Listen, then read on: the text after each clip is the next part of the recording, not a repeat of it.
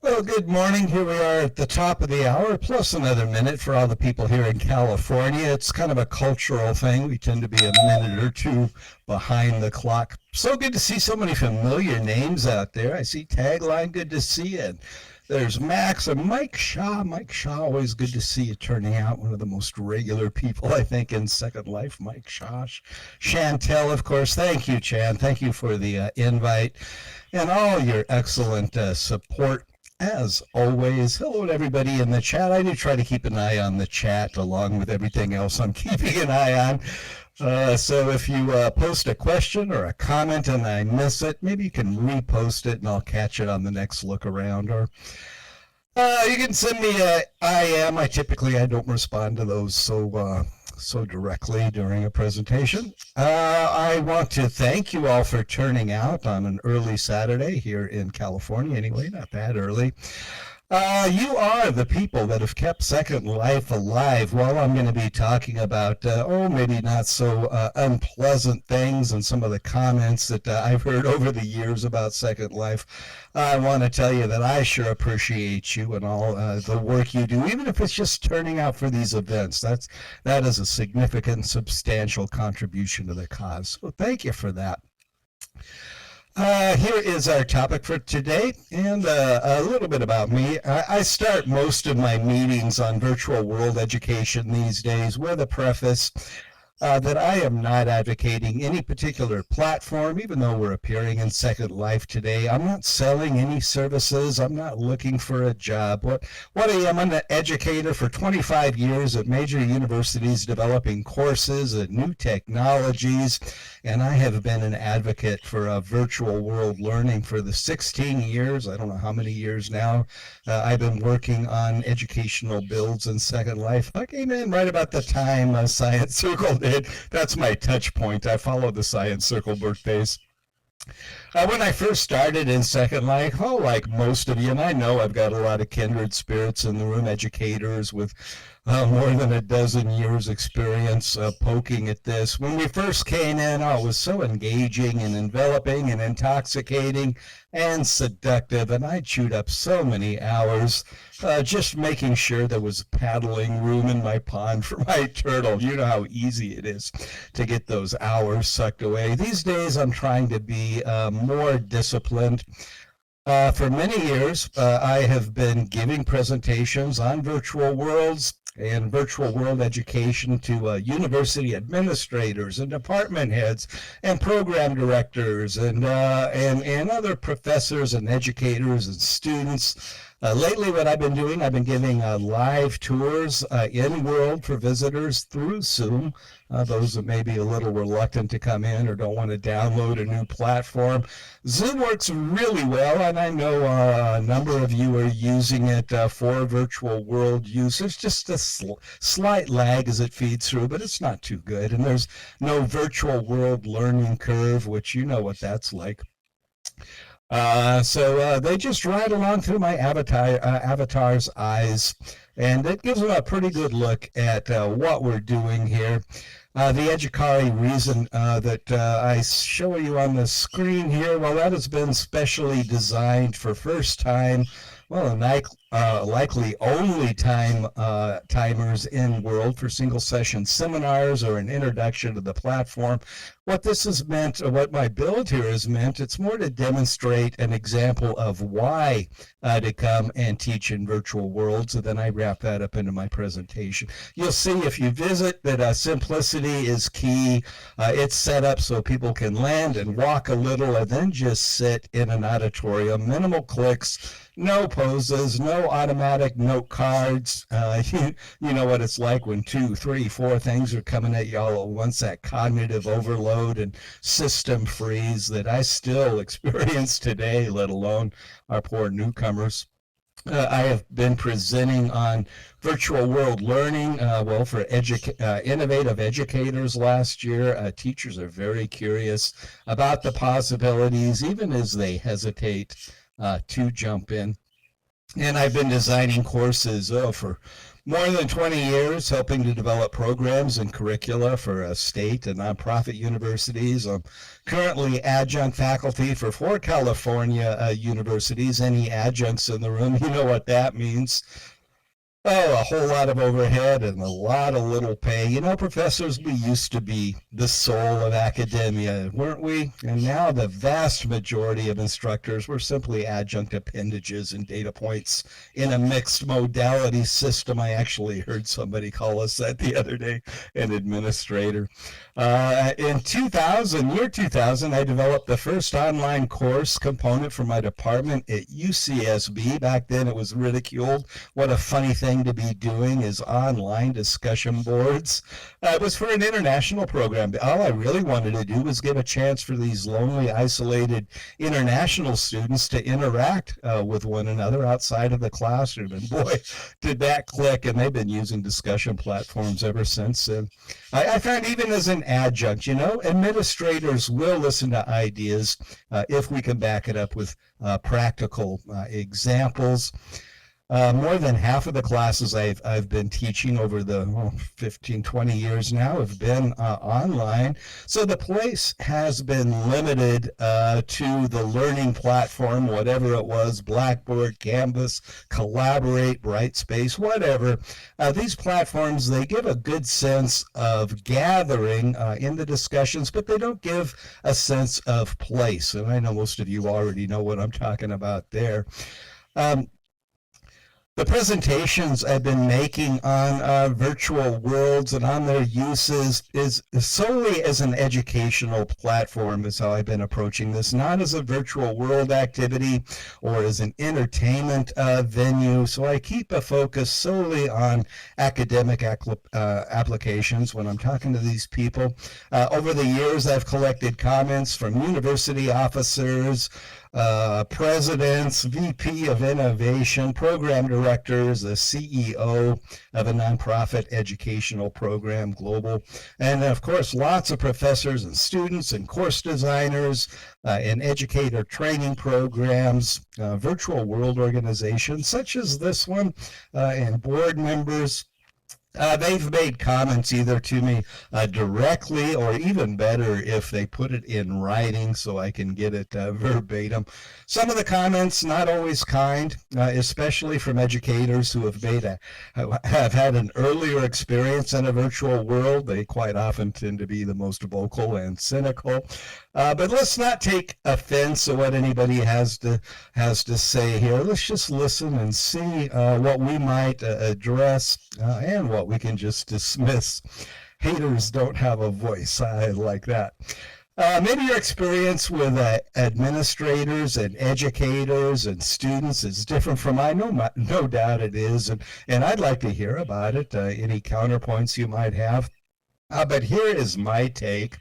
Most recently, in my presentations, it's been focused on the main question that I get, and it's what about the headsets? That's what everybody is thinking now when they think virtual world or the metaverse. They look at all the marketing that is bombarding us right now, and their responses are, you know, well, look at them here, really. My students can't afford it. A lot of people just don't want to wear headsets. We'll talk more about that. You know, over the course of all this metaverse hype over the last year, people have gotten the impression that the only way to engage in virtual world learning is through a spendy 3D headset. No doubt that is a message that has been amplified by Meta, Facebook, Apple, Sony, all the rest trying to plug their headset sales right now.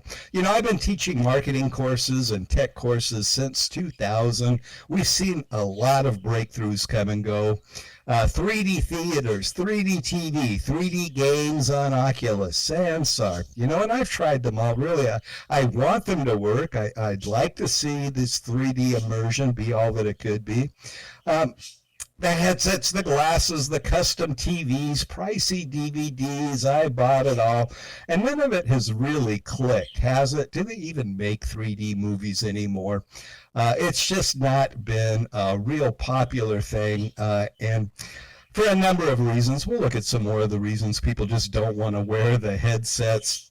And now the 3D Metaverse is shaking out its offering. In the meantime, we have our work to do in our own virtual world with educational practices and platforms far apart from what a lot of people are doing.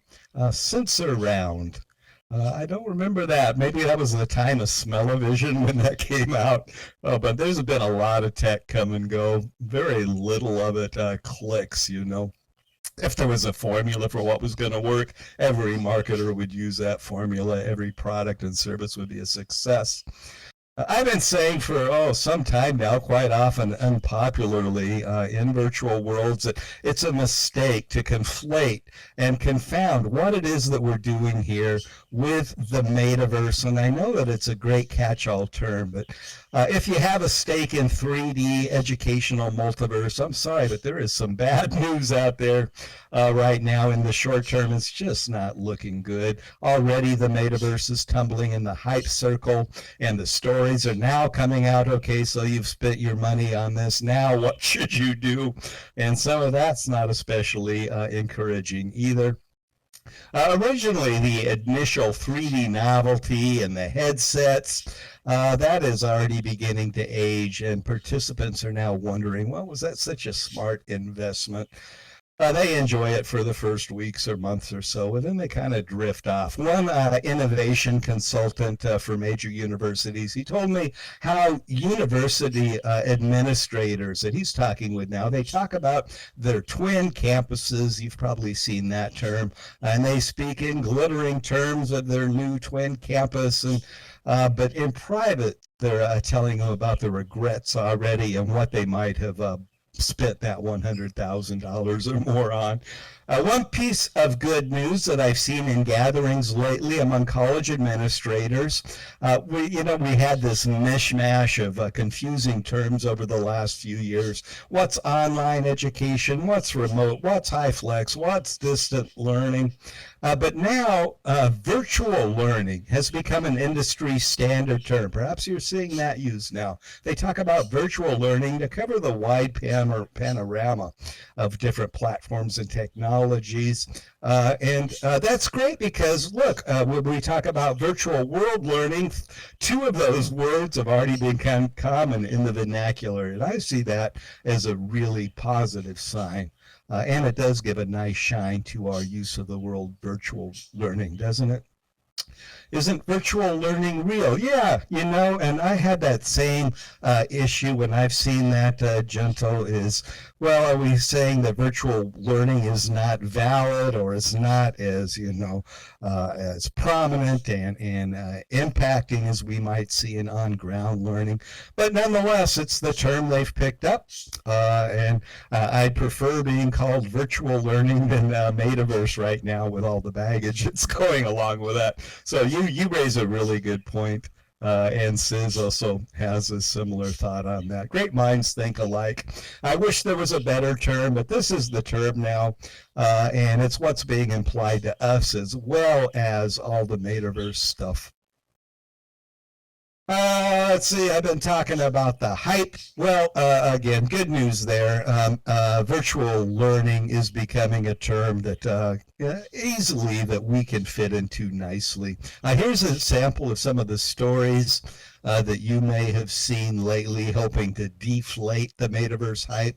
You can get a copy of these slides, by the way, with all the active links in a PDF's package. All you got to do is click that little eye on my screen here, there in stage right lower corner. Click that little eye. It'll give you a link to a PDF of all these slides with the links. I always feel a little presumptuous telling people if they want a copy of the slides, but in case you do, that's where you get them. Clicking that little eye.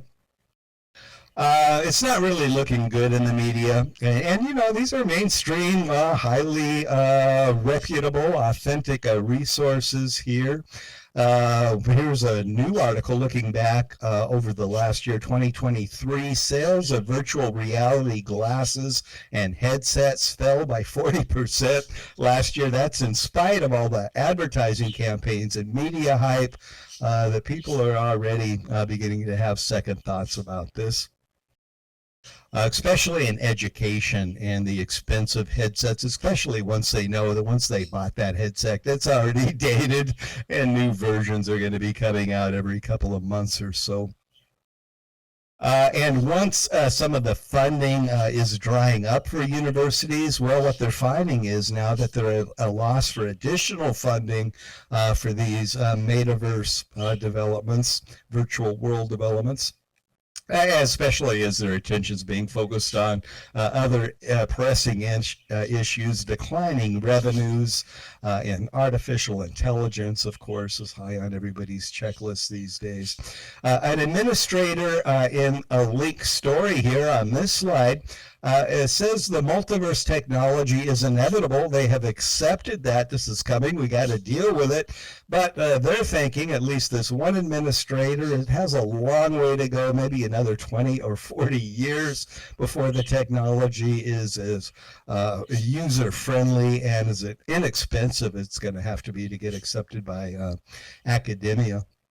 You've seen some of these commercial innovators, no doubt, already in place competing for many metaverse campuses and classrooms. They're making custom meeting space, customized service.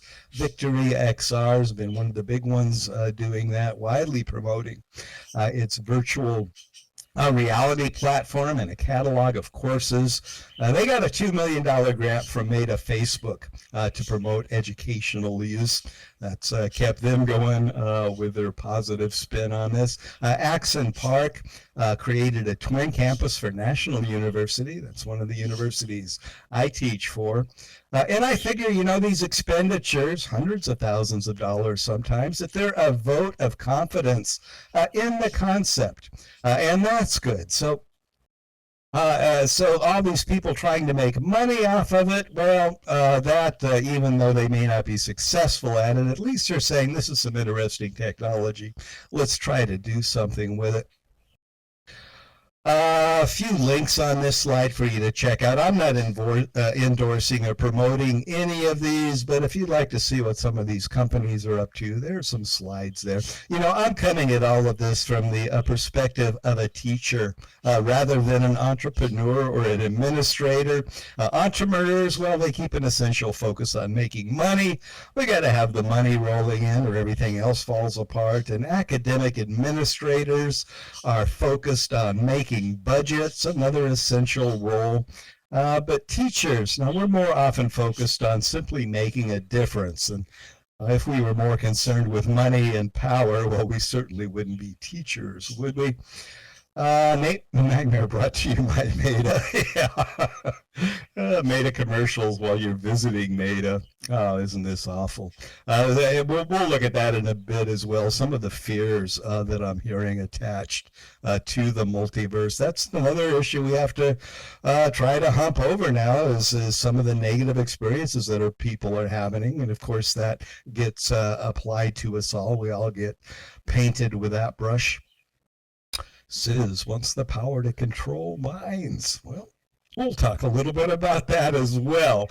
UCLA, some of the places I've been teaching at have been experimenting with virtual campuses and metaverse builds. UCLA built a twin campus in Minecraft some time ago. Interestingly, this was paid for with brew and gaming funds. That says something right there, I think. National University, a fairly large university I teach for, about a dozen years now, recently unveiled a $200,000 grant-funded metaverse build of a twin campus to support its nursing program. Plus, they received another $75,000 to purchase 70 headsets. Look at how expensive those are, and some software programming.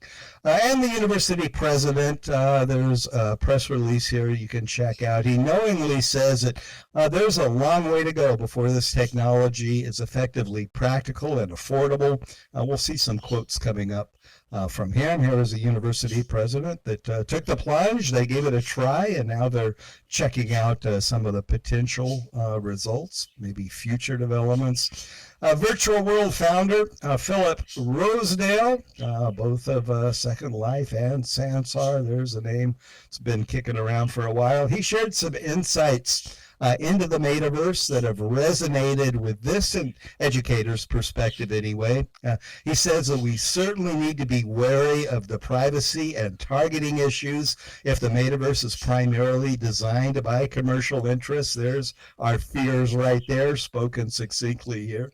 Along with all the surveillance data being gathered in spaces where we don't even know where and how advertising is cloaked, how our minds are being directed. And Rosedale says we shouldn't even go a little ways down that road.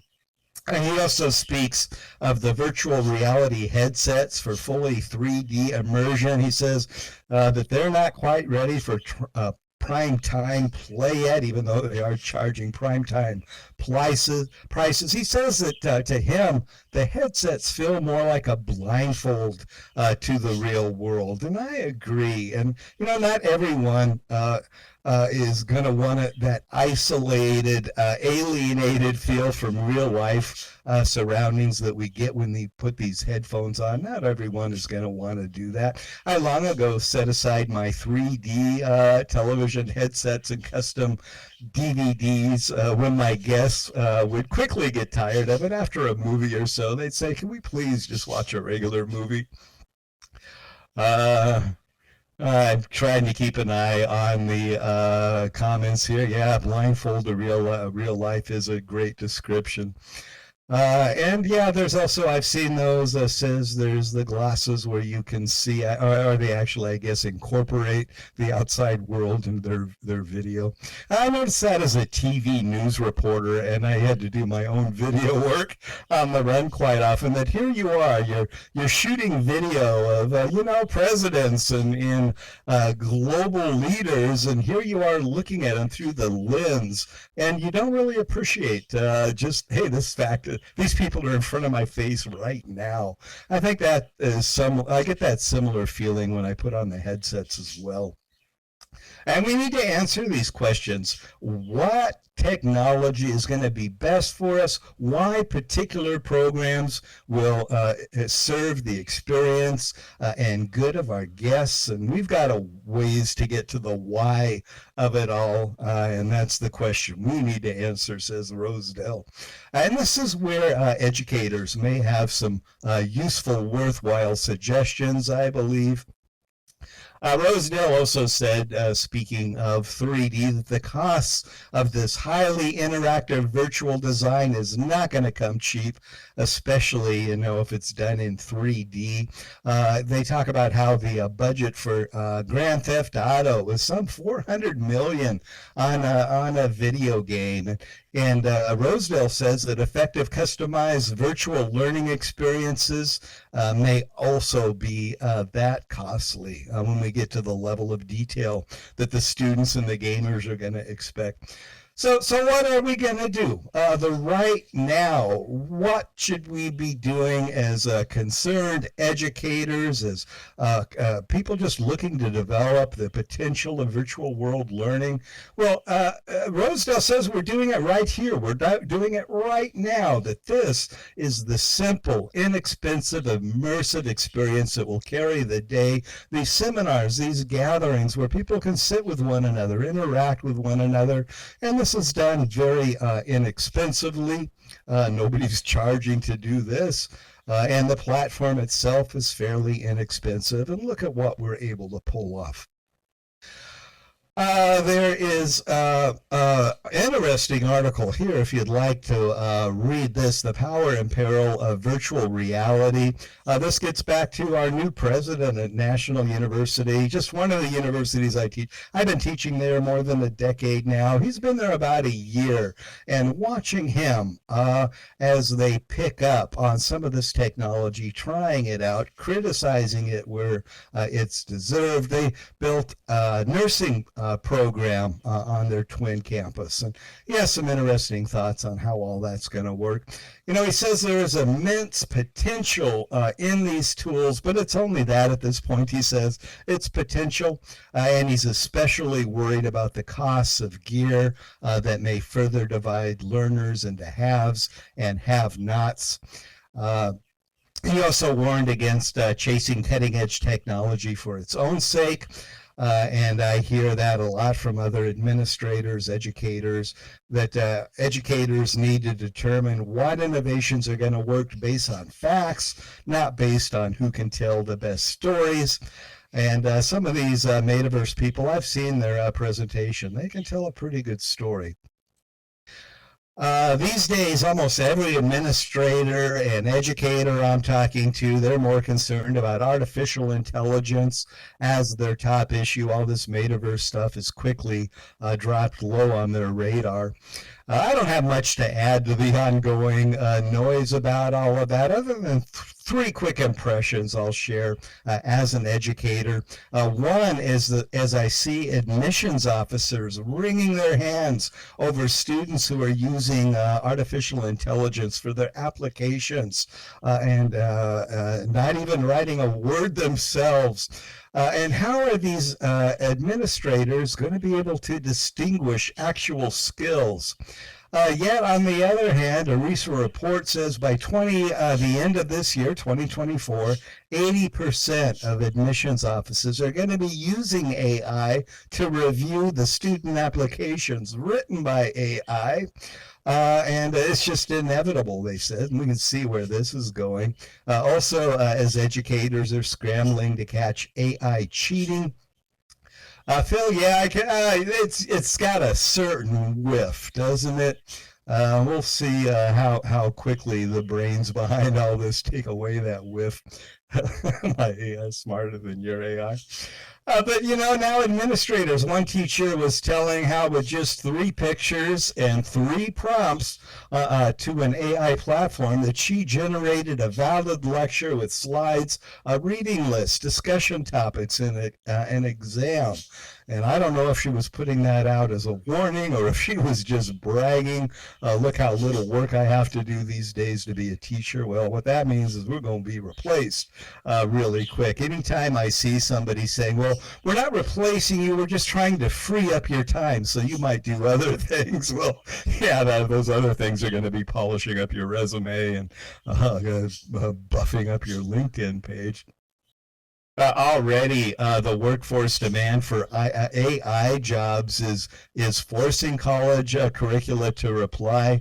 If an applicant was able to cheat all the way through a college degree using AI, I think that might actually be a good job interview or talking point with some of these companies looking to scoop them up. But we need to keep, we need to keep our communication skills sharp, as Phil points out. Right now, you can usually tell. I'm getting, obviously, AI-generated emails from my universities now.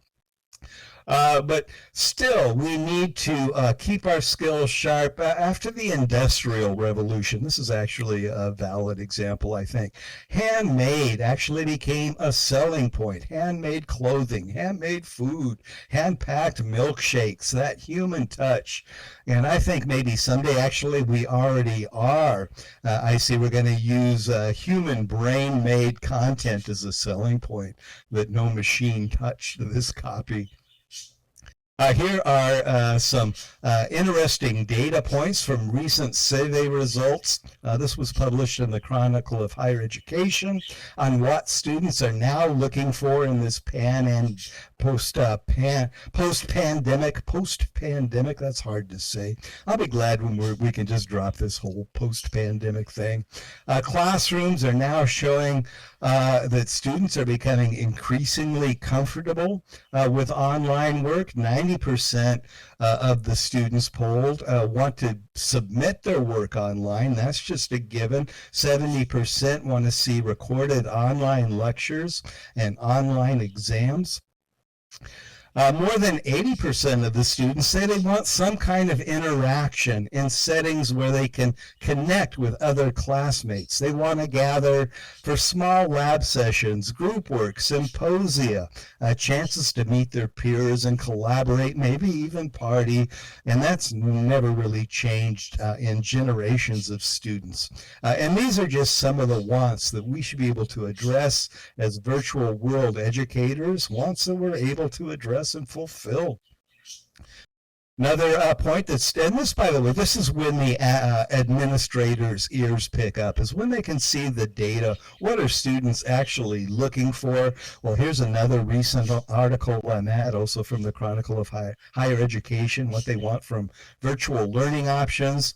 Rather than remote learning and Zoom, they found ways to open it up where people can easily gather regardless of place. And it's the sense of presence and reactions that we share when we're in a room live together. And this is where, again, they start to listen, especially when they hear that we can have that kind of experience in a virtual world setting, and it costs me only $100 a month for nonprofit educational use in the virtual world, rather than the hundreds of thousands of dollars for a 3D metaverse experience. Well, that gets their attention when you start talking bottom line dollars. Now they're trying very hard to figure out what to do next. 40% of administrators this year are prioritizing a demand for online learning, virtual learning, especially serving older students who are demanding more flexibility. Administrators are trying to find this balance. Their goal is by 2025 to have found that balance between in-person, on-ground courses and virtual world experiences that students are looking for. So this right now, this year, is the time for us to shine and invite them in to take a closer look at virtual world learning options. I've got a number of presentations in the works coming up on that. Here are a few suggestions for those educators that I make and that we are in a good position to satisfy. Well, first of all, it's about showtime. We need to polish everything up and get ready for closer scrutiny. Online learning is only going to grow now that we know how well it can work. Everybody acknowledges that. We're not going back to the way it was. The virtual education platforms and these programs need to better understand the demands of academia. Quite often these platforms making the sales pitch, they know very little about what's actually happening out there in the world of academia. There are limited funds available. They can always squeeze another $100,000 or $200,000 out of their budget, but that's not easy to do, and there better be some ongoing benefits. There is the overhead demand on the students learning new skills. This is not an easy platform to settle into. Teachers and students both are concerned about that. There are the Title IX horrors over privacy and harassment in virtual worlds. And there's also just the performance standards that universities are going to need to cover for accreditation. Believe me, I get an earful on all of this. I've been pitching these virtual world learning tools to administrators for years. This is typically how they reply, that there is too much development time and cost. Well, that can be true. Too high of a learning curve for teachers and students. That is definitely true. And there's just too little practical use, they say. What's the point? Well, what we need to offer them is the accessibility of Skype, where all you need to do, one click will get you where you need to be. We need the creative and simple filters of TikTok for design. We need the functionality of Zoom, where slides and video and audio files are easily shared with a single click. Some of this is already happening. We don't need to educate so much anymore. I think they've been educated enough. What they want is demonstrations. They want to see it. We need to make it obvious that what we are doing is something of value.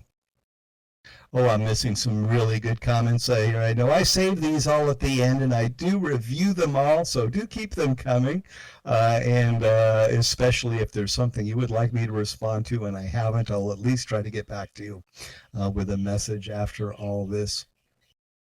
What has been happening in academia over recent years? It's been more of a morphing, really, than a revolution or a redesign. The transformational forces have already been long in play. Lower state funding, a demographic dip in enrollments, administrators stressing over budget cuts and program reductions, a lot of campuses just closing. These are forces that have been simmering and expanding for decades now. You educators in the room, you knew that's true. Now a lot of the blinders on our academic and social system are being lifted everywhere, so we can actually get a much clearer idea what is going on behind the curtains. Duolingo, interesting things happening at Duolingo. Just saw they did a massive layoff and they're now using it. Is that what they're talking about here? I just saw Duolingo is now going to be using AI for a lot of its development. Let's see, what else are we talking here? Next slide. Sometimes I don't know what I'm talking about before the slide pops up. Well, here it is. I hope it's loading. Is it lagging for you out there? It looks like it may be lagging a little bit. These slides, typically they give like a 3-4 second lead on it. Okay, maybe it's just on my end. Of course, I have a wide view here too. Try to keep an eye on who's in the room and the screen. Make sure I'm still sitting. I found sitting works best for me so I don't wind up while I'm looking at my notes wandering off into the ocean. Sense of place. Well, that's a term everybody here already is familiar with. That's our prime offering, I believe, in virtual world learning, is the interactive immersion that's provided from this sense of place. It's one of the most memorable aspects of education. You can find that article here. After years and years after our education has ended, it's the imagery, it remains, the taste of the experience. And I think that's one reason virtual worlds have proven so attractive to educators and students, is our desire for company and learning. We want to look at each other and see facial expressions and gestures, even as we're at our desk sitting alone. And it's not just our desire for a sense of other, but it's also a desire for our sense of place. Field trips, yes, are very useful for that. Especially since there is so much that we have to show off what it is that we do and have been doing for the 2 decades now in virtual worlds. Science Circle, thank you much for the talking point you always give me during these presentations year after year for some 15 years now, isn't it? Science Circle has been showing consistently with a clear vision, good intent, just what it is that we are able to accomplish in these immersive virtual world experiences. Thank you so much for that. You make my job a lot easier being able to point at something and say, see, Chan, look at what it is that you've managed to accomplish after all these years. It's what we're doing right now. It's not a potential of the platform, and we need to do more of this sort of thing. I thank Philip Rosedale in agreeing on that this is where the true power of what we can do right now sits. Oh, thank you so much for the kind words.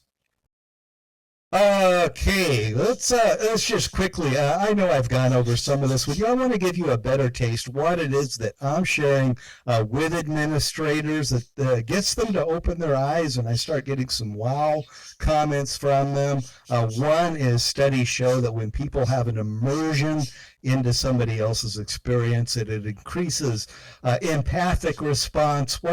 We experience what it feels like maybe to switch gender or to switch races, or maybe to experience life in a war zone or a wheelchair. This is something that could be used, for example, in human resources sensitivity training. I'll tell you right now, one project I'm working on, I'm pushing is, maybe you saw the story that incarcerated prisoners are now eligible for Pell Grants once again. This may be an excellent opportunity for that. I've been pitching that. Imagine if you're sitting in a prison doing 10 to 15 and suddenly you have a possibility of these virtual world experiences. That could open up a whole new world, or at least expand a very closed world. Some interesting possibilities there, I think.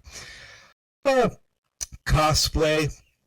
Visualizations, imaginings, these projections are more than simply educational. They can also be formational and foundational. Interesting article here. It's a low-stakes experiment with modeling behavior. Interesting article here talks about the power of pretend, and it tells how heroic stories and pretend experiences create an emotional response of elevation. There's a link here if you want to dig deeper into that. For example, in a virtual reality study, those who were given the power of flight like a superhero were significantly more likely to be helpful afterwards than those who simply got to fly around as a passenger in a helicopter, for example, in a virtual world.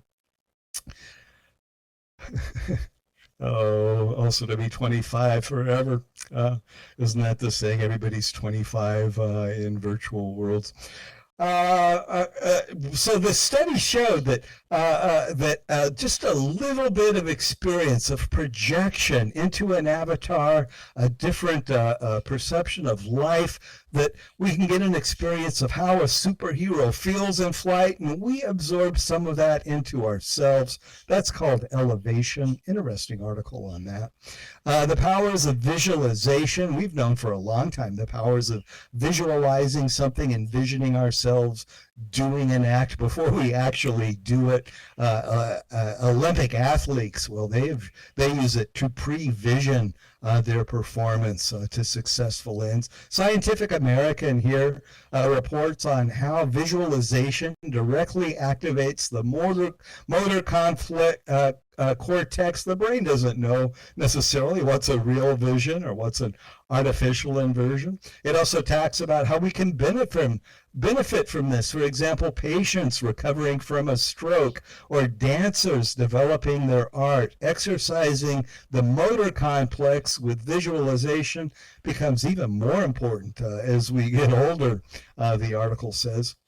And with virtual worlds, well, we're taking this process that people are already familiar with to a much higher level, with a psychological projection into an avatar that can feel about as real as actually being there, as users report. Also talking about that in this article. I don't need to tell you here. We're all singing the same song, aren't we? Here are two recent articles that you might want to take a look at. This was from Inside Higher Education, about how cuts in international travel have impacted educational exchanges between young creative students around the world. That's such a loss that we're just not traveling so much anymore. So organizers are trying out different online platforms to increase and improve international collaboration for students. The Metaverse, hard at work trying to get this going. Problem is, again, there is that prohibition of the headsets. Also, virtual job recruiting programs, also reaching out to populations of historically marginalized college graduates, and they are looking at technological alternatives to do that better. Here's an improvement. We got another talking about things that we can do right now. If there are any Lindens listening in the room, or you have the ear of a Linden, please let's vocalize this request louder and louder. Please modify the marketplace landing page. I just checked it out again yesterday, and some of the stuff there definitely not PG.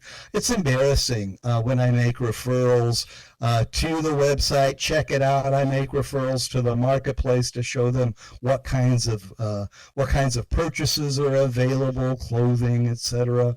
And one professor commented, "This looks like a porn site." And it does sometimes. It varies from login to login. So please, let's try to get Linden doing something about that. That first impression is just so important. So please take note, Lyndon. I know that they are primary and secondary and tertiary audiences to marketing. I teach this stuff, and education quite often being at the bottom of it. Students don't have money to spend. Teachers don't have money to spend. We're not a prime target, but nonetheless, we are a target. So please, please help with this one simple tweak. And it can be simple as, making a landing page. What are you here for today? Are you here for play? Are you here for education? Are you here for business? Let them click on that, and then it will take them to appropriate stuff. Okay, I see some concurrence definitely along with that request. I would also invite you, come visit Educare Island. A lot of you have. I appreciate that. Again, keeping in mind that this is a primer site. Most people that I'm inviting in, quite often, they're not even in world. They're watching what I show them through Zoom. Also, you might want to access the primer that I share for first timers. If you take a look at that, I try to address their initial concerns. I don't want to overwhelm them with stuff. We have a very simple orientation step as well. They can just take a quick step into the dome, learn how to sit, learn how to fly. That's the first thing that they enjoy, flying. We all remember that, don't we? How to make friends, how to chat, things like that. Just the basics. These are really some of the cheapest, most enticing events, most effective that I can offer them at this point. Come on in, sit in a seminar. I have invited them to Science Circle, by the way. It's a very welcoming place just to come and sit, get a good idea of what's going on. Oh, thank you again for all the kind words in the chat. Thank you, Chan.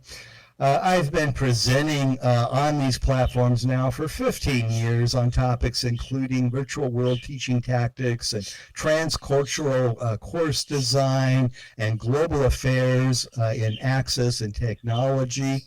And all presented in this virtual world platform with slides and exhibits and support materials and resources. There is a roster of topics on this slide that have worked well, that have drawn people in.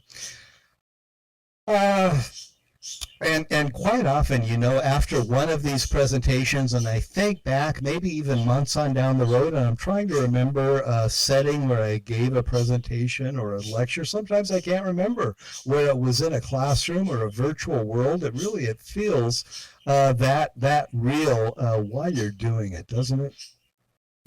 So please do, and thank you again for the kind words on this. Again, specially designed for first-timers in. Here are some of the key landmarks, and again, you can get this. Well, there's a landmark slide there to the right of my screen. That'll give it to you. Don't forget, again, you can get a PDF copy of these slides with active links by clicking that little I. This may be the only impression that some of these administrators and teachers get. Boy, do I feel a lot of pressure from that, is to share what we've got through a Zoom session. I'd be very grateful if you do pay a visit. Any glitches you find or any improvements, anything that you might be tripping over or falling through a hole, that can really ruin an experience right there. There's the orientation dome. You're welcome to refer people to that. It's a private, it's a quiet, it's efficient, self-guided orientation in a teacher-oriented setting. Basic skills that teachers in particular are going to be concerned with, resources for teaching in virtual worlds and landmarks to universities and campuses already there. Again, very much an educational focus here. The auditorium, it's the main section where the action happens. Feel free to visit that, where we hold the seminars. It holds 100 avatars, 50 probably maxes this out. You may also notice some mannequins sitting there. Don't get thrown by that. It's just to demonstrate avatars in the room. So when I demonstrate, it isn't just an empty setting. Rides and resources, educational resources here. Read along books with audio for English lessons, sit and play videos on self-improvement. There's even a video viewing room for some science circle presentations. And again, extending you a visit. Please do come and pay us a visit. Send me any notes that you might find, especially on glitches. And that is it. Thank you so much for coming. I hope you enjoyed the romp. I try really hard not to get discouraged that for every inch we gain, we seem to take a mile backwards leap. But it is working. It is on their minds. And I hope that we are able to do more events like this, seminars, not even talking about Second Life, just bringing them in. We don't talk about the benefits of Zoom when we're making a Zoom presentation. I hope we get to the point where it's just that natural. They're coming into these worlds just for lectures, which works with them, and then we turn them loose and let them interact with one another. I know that's what they're looking for. So please send me a note if you have any ideas, suggestions, or complaints even. Here's Phil. If I can even get one to students in a semester, that's success. I figure that if I can just get an administrator giving me, well, one gave me 30 minutes of time, a fairly high-ranked administrator, gave me 30 minutes of time. I consider that a big vote, just in the concept, if not the execution. They are looking at it. They are listening to us. And let's try to bring them in. Yeah, Phil, believe me, if you can get their attention for 30 minutes, you've accomplished something. Phil, obviously, having worked with college administrators over the years. So that's it. I want to thank you once again for coming out, giving me 50 minutes of your time this morning. And I will turn my mic silent. I will watch some of the comments here. If anybody's got a quick question, I'll be glad to respond to that. Yeah, there is a lot there. Stephen, yeah, definitely do take a look at the Rosedale. There's also links to a video. I participated in it, Philip Rosedale in a virtual world presentation. And specifically addressing issues of education. I had to nudge them a little bit about that. But once they were talking about education, they gave it a good 5-10 minutes of their presentation, just talking about education uses and issues. Meta wants to close the comment. Yeah, well, no doubt. So I just saw they took a major hit after the Metaverse release. Yeah, no doubt. I would say, Baragon, don't we all have that within us, given the right circumstances and enticements? We all, well, maybe not all of us. I don't want to run the world, but it starts tugging at them once they get a certain amount of power and wealth. They just assume that their way is the way. Boy, don't we see that right now happening among the billionaires, and that somehow just by virtue of being rich that their world is the way it should be. What we need to do is just, rather than arguing with them, I think we just need to provide alternatives. So people come in and they say, oh, and I know you in particular, Phil, when you bring people in, you go that, you get that, oh, that's what this is about experience. That's what we need to be doing. So I don't even try to argue so much against the Meta. I think they're doing a pretty good job of itself. Meta, Facebook taking a pretty big hit in their stock, I know, over this. But they are invested, and they're going to keep plugging at it, I'm sure. They've sure been spending a lot of money, no doubt. Okay, well, speaking of tapping feet and watching watches, I see now we're really coming up on the hour. So I'm going to go ahead and wrap, I hope. Wrap as in W-R-A-P. I've been rapping enough, R-A-P-P. Just looking back at a couple of comments here, I think a lot of this can simply be addressed by accessing the PDF, and that will give you links to much, much more than what I had to talk about today. And thank you, Phil, for thanking for the PDF. Okay, that is it. I'm out of breath. I've been talking almost nonstop without a single inhale. I don't know how I'm able to do that. Thank you so much again for this presentation. I am done. You all go have yourself a good day. I'm going to go grade papers. That's what you do when you're in adjunct teaching. Well, I got 5 courses this term. I'm going to wrap here and go grade papers. Some things that never end, huh? Cutting and pasting and and grading papers. Thank you so much, Chan, again for this opportunity, fitting me in here. Thank you so much, especially to all the regulars that I see out there. I can always count on a contact hi from you. I do. I get a renewed sense of purpose when I can log in, see you here still doing what you've been doing for so long.